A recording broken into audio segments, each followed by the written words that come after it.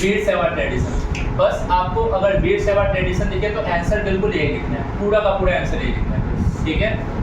3-4 बार बोलेंगे साथ में याद हो जाएगा। सबसे पहले देखें, भक्ति मूवमेंट की शुरुआत 6th सेंचुरी में हुई थी। भक्ति मूवमेंट की शुरुआत कब हुई थी?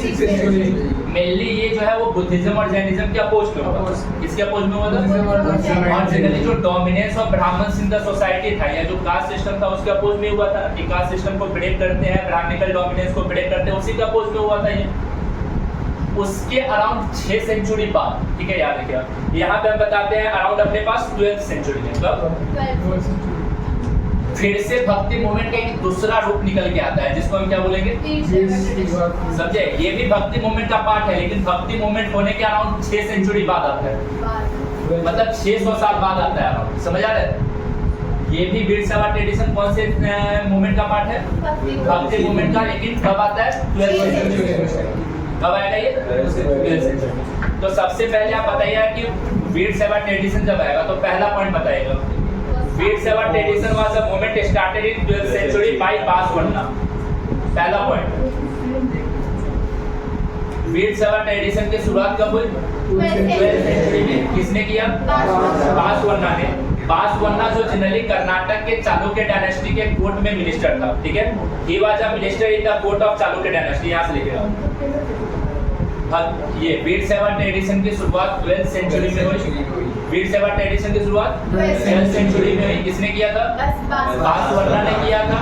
जो क्या था? चालुक्य डायनेस्टी के कोर्ट में मिनिस्टर था। चालुक्य डायनेस्टी कहाँ? Karnataka. Karnataka. He was a minister in the court of Chalukya dynasty of Karnataka. याद रहेगा, ठीक है। हमने अभी आपको सिर्फ 2 पॉइंट बताया। सबसे पहला पॉइंट बताया है अपने पास वीर सेवा ट्रेडिशन के बारे में। इसकी शुरुआत कब हुई? 12th सेंचुरी में। किसने किया था? बासवन्ना ने। और क्या था वो? कर्नाटक के चालुक्य डायनेस्टी के कोर्ट में मिनिस्टर था। दूसरा पॉइंट मैंने ये बताया, ठीक है। तीसरा पॉइंट याद रखिएगा, ठीक है, कि इसके जितने भी फॉलोअर हैं उनको वीर शिवाज बोला गया है। That means heroes of Lord Shiva. His followers were known as वीर शिवाज, ठीक है।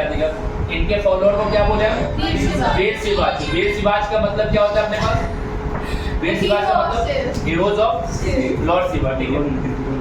They were also known as Lingayat, ठीक है। इनको लिंगायत भी बोला गया। अच्छा देखिए, तीसरा पॉइंट मैंने बताया ना आपको। तीसरे पॉइंट में मैंने क्या बताया? इनके फॉलोअर को क्या बोला गया? लिंगायत।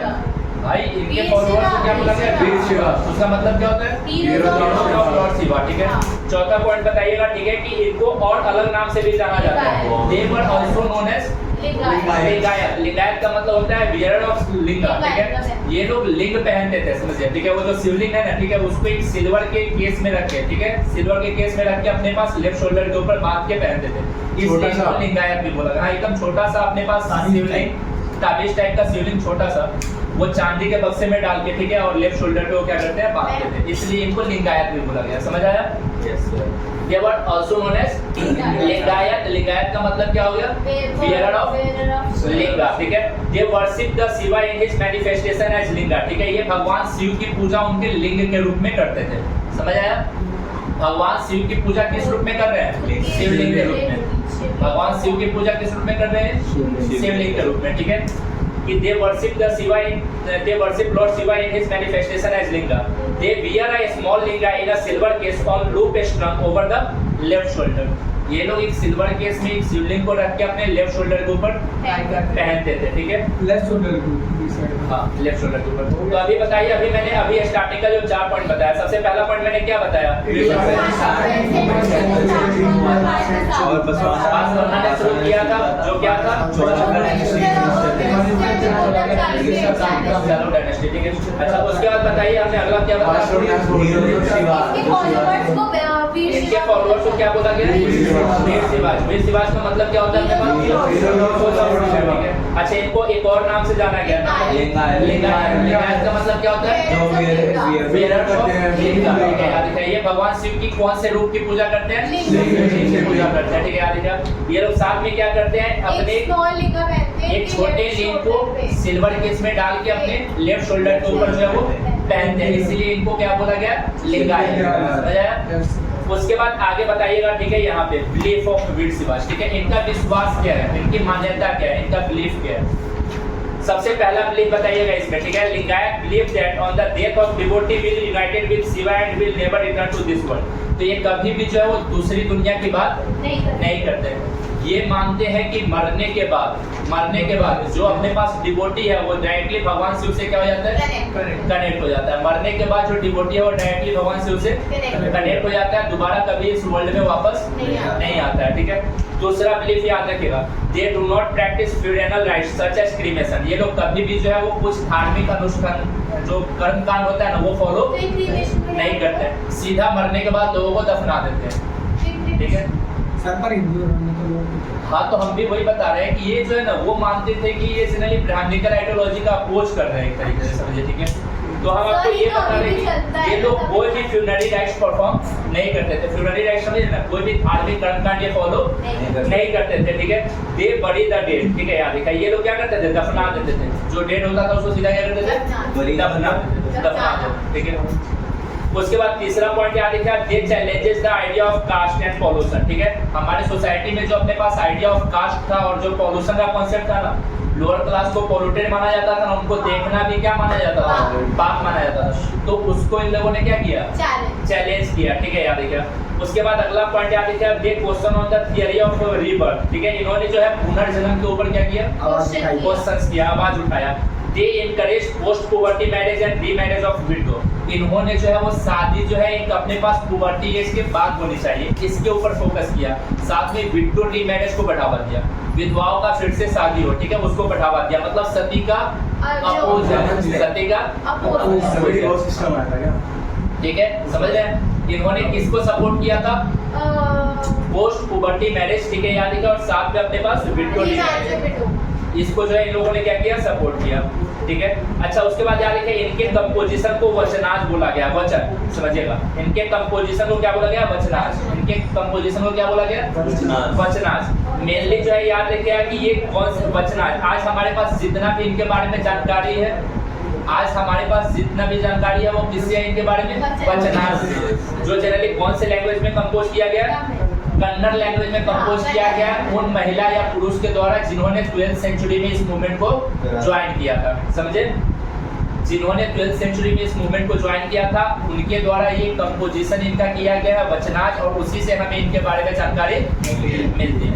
अगर आपसे वीर सेवा ट्रेडिशन है तो 4 मार्क्स में इसमें से पॉइंट लिखने हैं। पॉइंट आपको फिर से समझना है, फिर आप आराम से लिखिएगा, ठीक है। सबसे पहला पॉइंट क्या बताइएगा वीर सेवा ट्रेडिशन के बारे में, ये 12th सेंचुरी में स्टार्ट हुई। 12th सेंचुरी का पहला पॉइंट, 12th सेंचुरी में हाँ के साथ भी लीजिएगा।